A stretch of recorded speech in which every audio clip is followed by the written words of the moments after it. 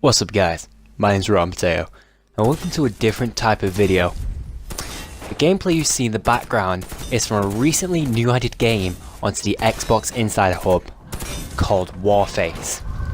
This game is developed by the company Crytek and is ran on the cryengine. And if you're like me and have been gaming for quite a while, you would have known about that company. They've been suitable for the games like Crysis, which is a brilliant franchise. And last game in the Crysis franchise was in 2012. They also made the cryengine, which I was on about before, which also ran games like the original Far Cry. But I saw this game on the Insider Hub when I was changing and sorting out some of my things for my Xbox, and I noticed it and it looked really interesting. But to describe it is a different thing, and that's exactly what I'm going to do. So the way I describe Warface is a very competitive team play game. In the background you're going to see me playing some free-for-all, and the aim of that is pretty much just kill everyone. And you can see me using a variety of different weapons and classes. The Scar H, a different type of sniper, and the Desert Eagle. And those weapons are actually very effective. But the one thing I dislike about this game is the TTK, the time to kill. With some weapons it feels very slow, but with others it feels so high. You notice then that I got a kill on someone very instantly, but you'll see later in the gameplay that with some of the weapons I use, especially the Scar, that it takes so long. And that's one major issue I have with the game, but not a lot. But this is a modern military shooter style game in the style of Counter-Strike, but a lot better. It has a lot of various different options and it runs very smoothly, and I was playing this on the standard Xbox One. And the standard Xbox One ran it quite well, and the graphics are very nice, which is to be expected from Crytek games running on the CryEngine. And they run really smoothly. Like, just look at the Crysis games, like I said. Crysis 3 ran very smoothly and it looked great for the environments that it could handle. But yeah, this game is a modern military shooter and it is fun. Very fun. It is now officially one of my favourite military games because I've been bored of gaming recently. I've had nothing to play but Black Ops 4 or Fortnite, and all of them just have a simple Battle Royale mode. This game does have a Battle Royale mode, and I've not tested it yet because I've not been able to play it, but once I do, I'll have another video out of that, and I'll update the description of this video, and I'll tell you exactly what it's like.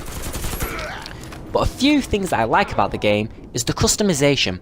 You don't see me use it in this because this is just a footage of me playing a free-for-all match, but pretty much if you press right on your D-pad, you get options to put on barrels, scopes, and even other types of accessories.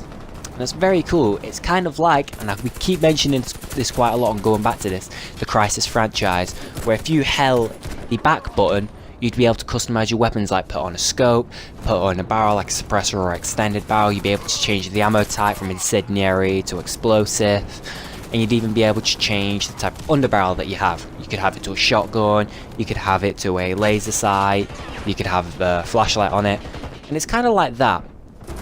Another thing I like is the cosmetic items you can get. Similar to the Chinese Call of Duty COD Online, you get a system where you get a certain amount of coins for doing challenges or doing missions, and you get dollars for them. And you can go to the weapon store and you can choose to purchase a weapon for one day for about, depending on the weapon, about $1,000 to $5,000, or you can get it for 7 days, which can range between $7,000 to $14,000 in-game cash, not real of course, because that'd be kind of stupid. Or you can even buy the weapon permanently for a special type of coin currency, which I haven't seen. I've not been able to get that currency either, but I'm pretty sure it's in some type of microtransaction system. But going on to that, I've not actually seen any microtransactions in this game, which is good for an early access 2018 game, because a lot of companies have moved on to adding microtransactions in to make more money, and it's kind of stupid. Take EA for example, and you saw the outroar that came out for Star Wars Battlefront 2. Another thing I like about this game is the weapon skins, and you can even see one now with the Scar H. It has a beautiful skin on it, and this was one of the weapons that I bought for about $3,000 or credits. I don't remember exactly what it was.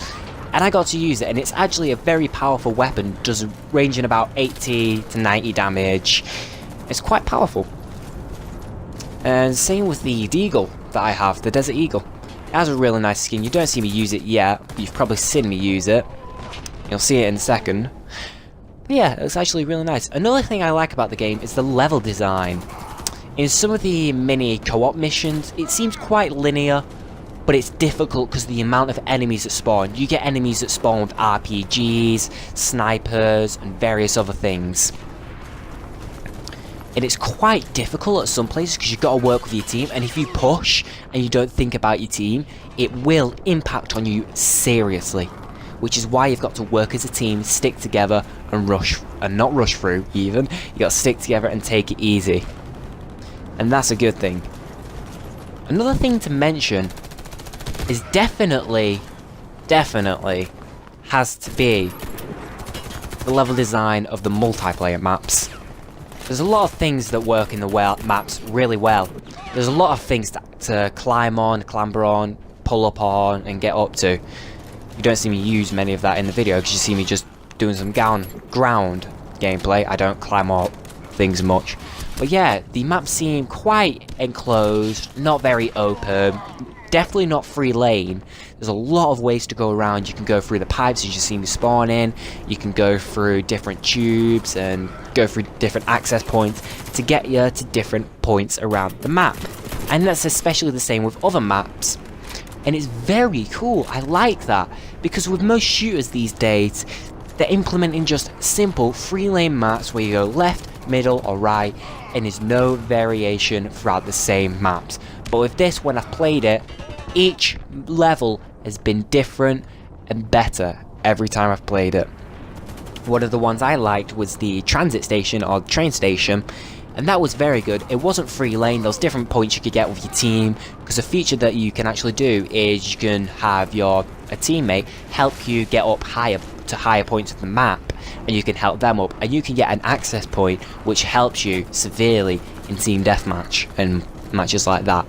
And that's very cool, and I like how you have to communicate with your team, because communication is a key thing when it comes to this game, because if you don't communicate well, it's going to seriously affect you, like with the story.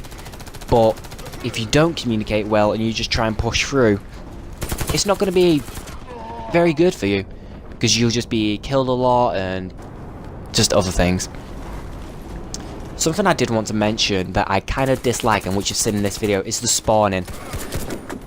This is a free-for-all mode, and yes, I understand that people spawn from several different points of the map, but sometimes that I've seen, going back to the train station map, which I don't remember what it was called, I think it was literally called Transit, the thing that I noticed that I killed one person, and they instantly spawned again right next to me in their spawn.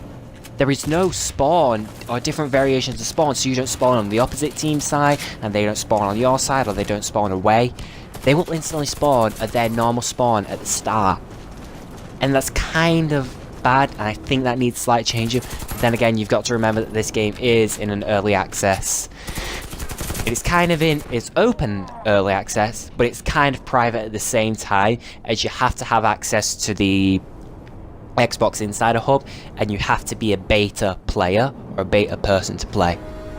But that's everything I have to mention about the game. It's very fun, and I hope that Crytek can see it and see how well I like the game. But thank you for watching.